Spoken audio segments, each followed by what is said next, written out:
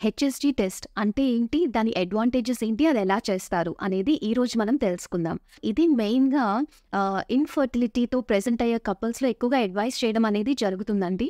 So, ఇందులో ఏం చేస్తారు అనంటే, ఒక డై అనేది జస్ట్ యూట్రస్‌లోకి ఇంజెక్ట్ చేస్తారు. అది ఇంజెక్ట్ చేసిన తర్వాత సీరియల్ ఎక్స్‌రేస్ అనేవి తీస్తారనమాట.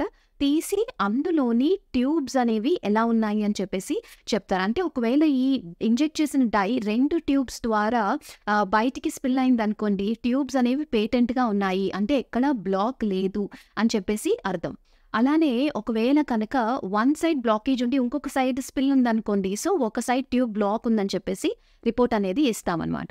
ఈ హెచ్ఎస్జీ టెస్ట్ యొక్క ఇంకొక అడ్వాంటేజ్ ఏంటంటే, ఒకవేళ యూట్రైన్ అనామలీస్ ఏమైనా ఉన్నట్టయితే అంటే సెప్టెడ్ యూట్రస్ అంటాము. గర్భసంచికి ఒక చిన్న పొర లాంటిది ఉంటుంది. అలానే ఒకవేళ అంటే ఈ గర్భసంచి యొక్క ఓపెనింగ్ ట్యూబ్స్ ఏమైనా క్లోజ్ అయి ఉంటే ఆస్టియల్ ఓపెనింగ్స్ అది కూడా మనకి ఈ హెచ్ఎస్జీ టెస్ట్‌లో తెలుస్తుందనమాట. అయితే ఈ ప్రొసీజర్ అనేది పెయిన్‌ఫుల్లా అని చెప్పేసంటే కొంచెం పెయిన్ అనేది ఉంటుందండి. ఎందుకంటే ఈ డై అనేది it's a foreign body. So, అది మనం బాడీలోకి ఇంజెక్ట్ చేస్తునేటప్పుడు కొంచెం యూట్రైన్ క్రాంప్స్ అనేవి వస్తాయి కాబట్టి కొంచెం పెయిన్ అనేది ఉంటుంది. బట్ డై వల్ల మీకేమి అంత సైడ్ ఎఫెక్ట్స్ ఏమి ఉండవు. Provided you are not allergic to the die.